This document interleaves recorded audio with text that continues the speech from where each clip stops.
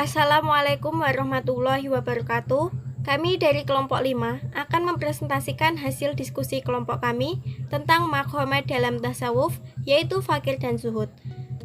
Kami kelompok 5 yang beranggotakan saya Silma Yasinta dan rekan-rekan saya yang bernama Siti Saidatul Rohmah, Muhammad Nur Abi Syahid, dan Ayun Fahma Islami. Berikut penjelasan dari kami mengenai fakir dan zuhud. Secara literal, fakir berarti butuh. Sedangkan menurut terminologi tasawuf, fakir adalah suatu keadaan di mana hati tidak butuh kecuali kepada Allah Subhanahu wa taala. Secara harfiah, fakir biasanya diartikan sebagai orang yang berhajat, butuh atau orang miskin. Sedangkan dalam pandangan sufi, fakir adalah tidak meminta lebih dari apa yang telah ada pada diri kita. Menurut Abi Nasr As-Sarraj At-Tusi, derajat fakir diklarifikasikan menjadi 3, yaitu sebagai berikut. Yang pertama adalah golongan yang tidak memiliki sesuatu dan secara lahir batin memang tidak meminta dan menanti apapun dari orang lain. Ketika dia diberi, ia tidak mau mengambil. Ini adalah makom muqarrabin. Dan yang kedua, golongan yang tidak memiliki sesuatu, tidak meminta, menginginkan atau memohon pada siapapun.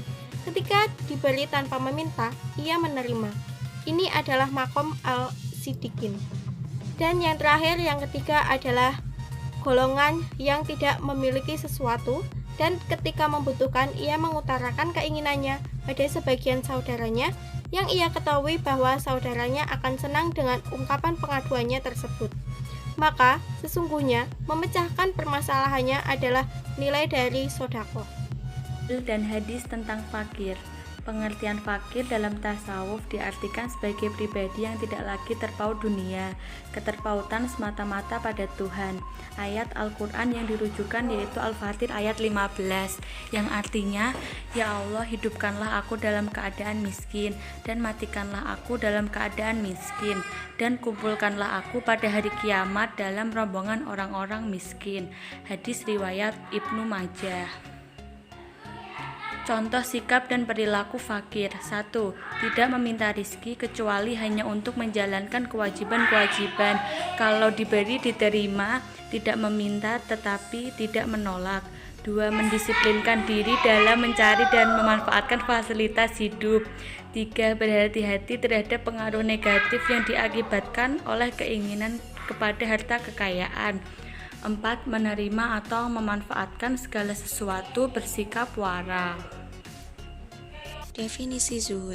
Zuhud adalah meninggalkan dunia dan kehidupan materi. Kehidupan dunia dipandang hanya sebagai alat untuk tujuan yang hakiki, yaitu dekat kepada Allah Subhanahu wa taala. Zuhud merupakan tahapan pemantapan taubat yang telah dilalui pada tahapan pertama. Zuhud termasuk salah satu ajaran agama yang sangat penting dalam rangka mengendalikan diri dari pengaruh kehidupan duniawi. Zuhud terbagi menjadi 3 tingkatan, yaitu sebagai berikut. 1. Al-mubtadi'in atau tingkat pemula, yaitu orang yang kosong tangan dan hatinya dari harta kepemilikan. 2. Al-mutahaqqiqin, yaitu golongan yang memiliki keyakinan yang kuat kepada Allah. 3. Golongan yang mengetahui dan meyakini bahwa jika dunia diberikan pada mereka dengan status kepemilikan yang halal, dijanjikan ketiadaan hisab di akhirat atas status kepemilikan tersebut. Dalil dan hadis tentang zuhud. Zuhud disebut dalam Al-Quran, diantaranya Quran Surat Al-Hadid ayat 20, yang artinya, ketahuilah sesungguhnya kehidupan dunia ini hanyalah permainan dan suatu yang melalaikan, perhiasan dan bermegah-megah di antara kamu serta berbangga-banggaan tentang banyaknya harta dan anak, seperti hujan yang ditanam tanamannya mengagumkan para petani, kemudian menjadi hancur, dan di akhirat nanti ada azab yang keras dan ampunan dari Allah serta keridhaannya, dan kehidupan dunia ini tidak lain hanyalah kesenangan yang menipu. Sebagian ulama menyebutkan bahwa zuhud telah Allah jelaskan dalam Al-Quran, diantaranya Quran Surat Al-Hadid ayat 23, yang artinya, kami jelaskan yang demikian itu, supaya kamu jangan berduka cita terhadap apa yang luput dari kamu, dan supaya kamu jangan terlalu gembira terhadap apa yang diberikannya kepadamu, dan Allah tidak menyukai setiap orang yang sombong lagi membanggakan diri.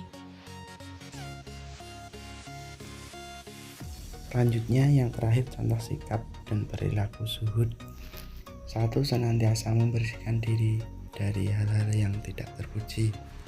2. Memelihara diri dari perilaku yang tidak manfaat. 3. Senang kepada kesederhanaan, hidup sahaja. 4. Menjauhkan diri dari sifat rakus dan menumpuk harta. 5. Berperilaku suka bersedekah dan berbuat kebaikan. 6. Senantiasa rendah hati dan sabar dalam menjalani kehidupan. 7.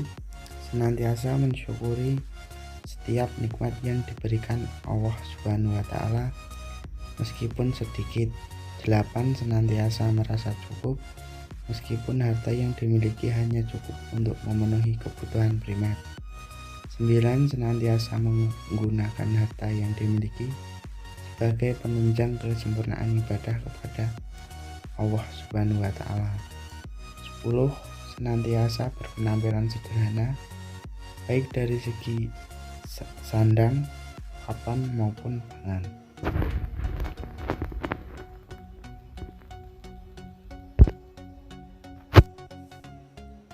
Sekian dulu video dari kami. Apabila ada kesalahan kami dalam membaca dan berkata, kami mohon maaf.